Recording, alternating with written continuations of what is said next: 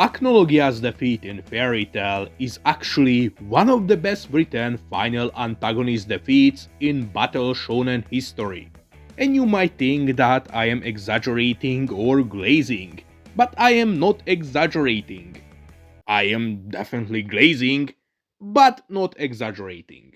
Acnologia's defeat was indeed written incredibly well, with a bunch of different events through the run of the story, slowly accumulating leading to his eventual defeat, what is honestly just peak writing. But before any of you jump me, hear me out. I'm not denying that the final fight against Acnologia was rushed. The fight itself was indeed rushed. It definitely would have benefited from like 2 to 3 extra chapters of clean ass whooping on both fronts. I always said that the last 3 to 4 fights of Fairy Tail were rushed. However, now I am not talking about the fight itself. I'm talking about the writing aspect what went into Acnologia's defeat. And credit where credit is due, Hiro Mashima indeed did an amazing job with the writing aspect of it, with all these different small events and big events slowly coming together, leading to Acnologia being defeated. In a lot of anime and manga, the main bad guys at the end of the story usually get defeated by some out-of-nowhere power-up or event in the final arc. So I was decently surprised when I read it Fairy Tail and realized that Acnologia's defeat was actually slowly built up step by step. Now explaining all this is actually quite hard for me, so you'll have to segment the video. So subscribe and let's get started.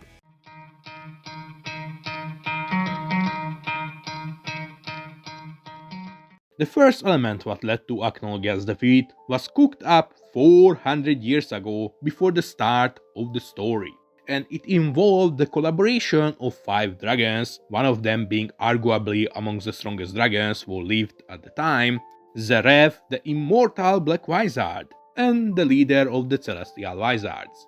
Them together came up with a plan to send 5 Dragon Slayers into the future so they could get stronger and defeat Acnologia, with this eventually kickstarting Acnologia's eventual defeat way before the story even started.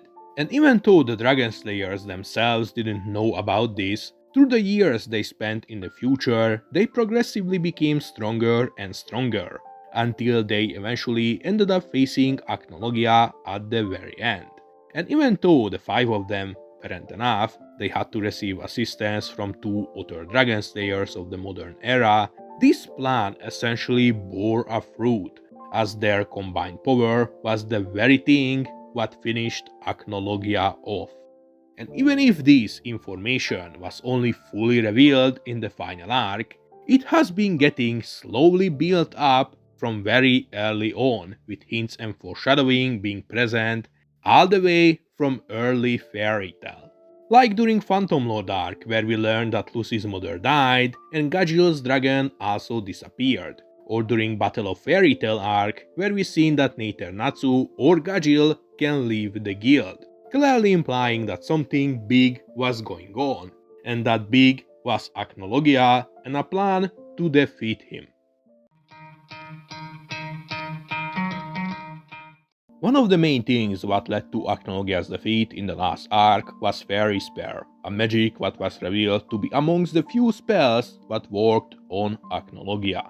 They used this magic in combination of Meredith's magic to collect the magic power of an entire continent and hold Acnologia down on its weakness, paralyzing both sides of Acnologia, this allowing the Dragon Slayers to finish him off.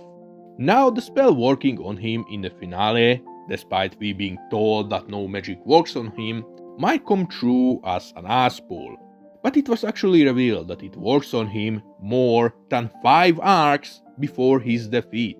The spell was the very thing what protected Fairy Tail from him during Tenru Island arc, foreshadowing that it is something what can be used against him, what Lucy was quick to realize herself, quickly making an entire plan around him to stop Acnologia, even utilizing the Dragon Slayer's natural weakness.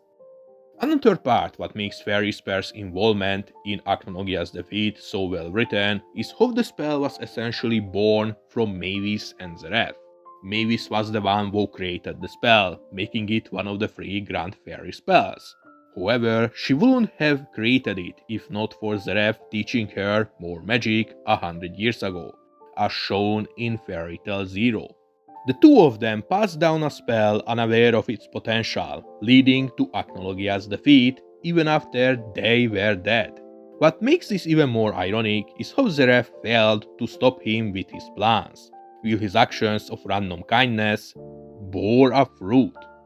Without their legacy, Acnologia wouldn't have been defeated.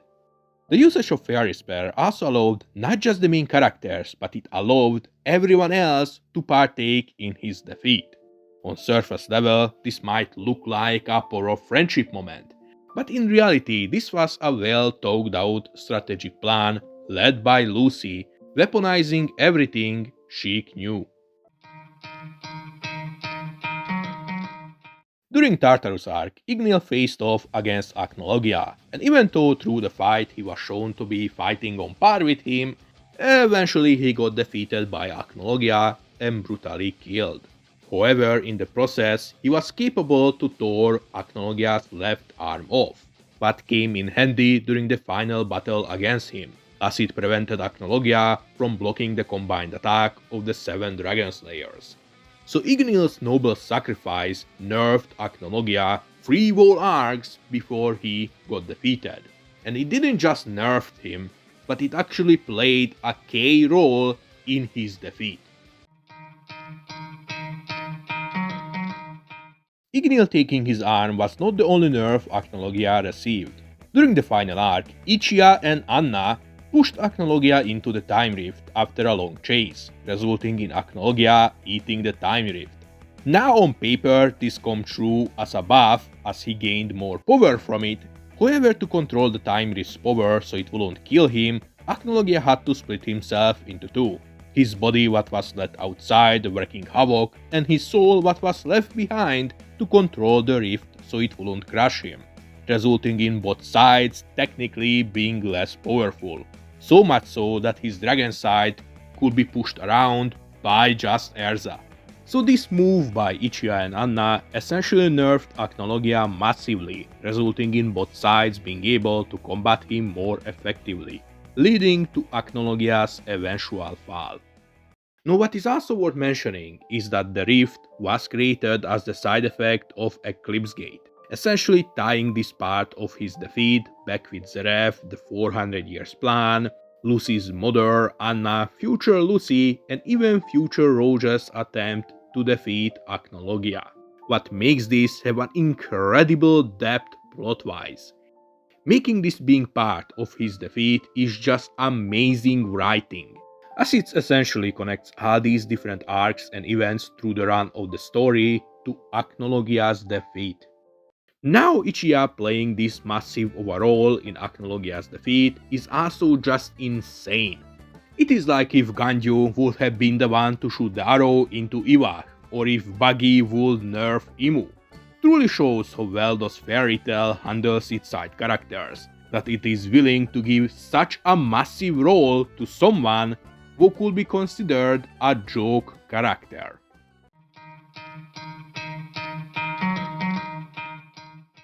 Even though Hades himself didn't directly contribute to Acnologia's defeat, him and Urtir taking Meredy into Grimoire Heart and teaching her magic was eventually one of the keys to defeat Acnologia.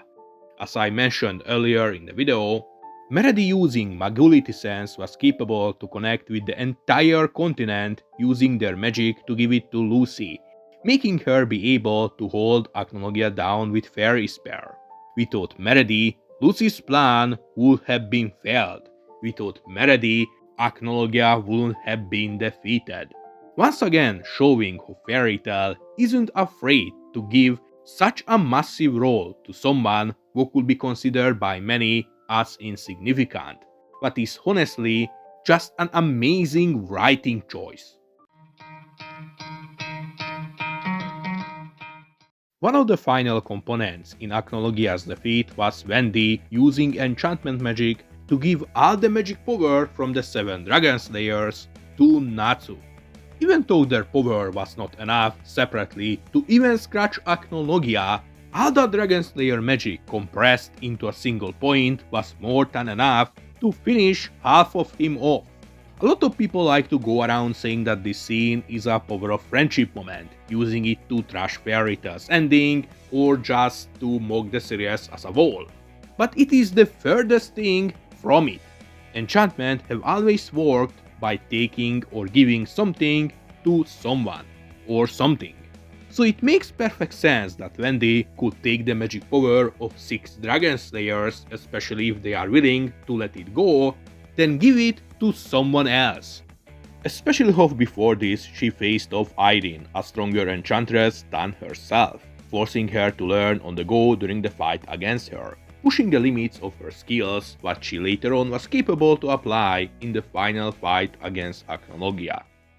Enchantment being used to defeat Acnologia is also incredibly well written and just ironic, as Dragon Slayer magic was created through enchantment by Irene. It is an enchantment magic as revealed in chapter 1.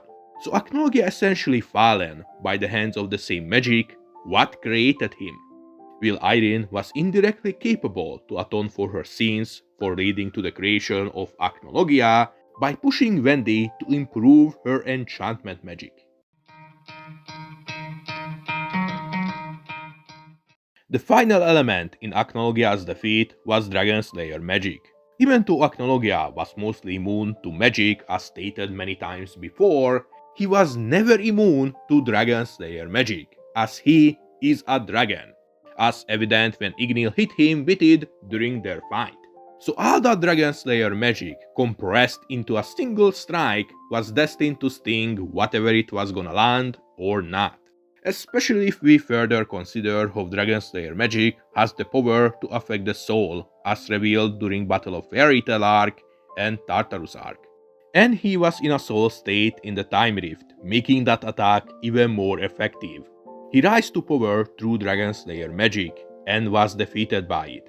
The very thing what gave Acnologia his power, eventually turning him into a dragon, was also the very thing what defeated him. But is just incredibly well written. Igneel took his arm, preventing him from blocking. Ichiya forced him to split himself. Fairy Spear held him down, preventing him from moving. Magulity Sense provided the strength to hold him down, while enchantment magic provided the strength to finish him off with Dragon Slayer magic. Acnologia wasn't defeated through power of friendship. He got defeated because those friends worked together. He was defeated because all these people and events came together working against him, either intentionally or not, leading to his fall. Once again, I am not denying that the final fight against Acnologia was rushed. However, there is so much more to a fight than the fight itself. And when we look at the writing aspect of Acnologia's defeat, especially in the greater context of the whole story, it is undeniable that his defeat was not just written good, but hands down written incredibly well, with all these things slowly building up and slowly connecting over the run of the story, making his defeat have layers upon layers of depth and build-up. Credit where credit is due, Acnologia's defeat is written amazingly well.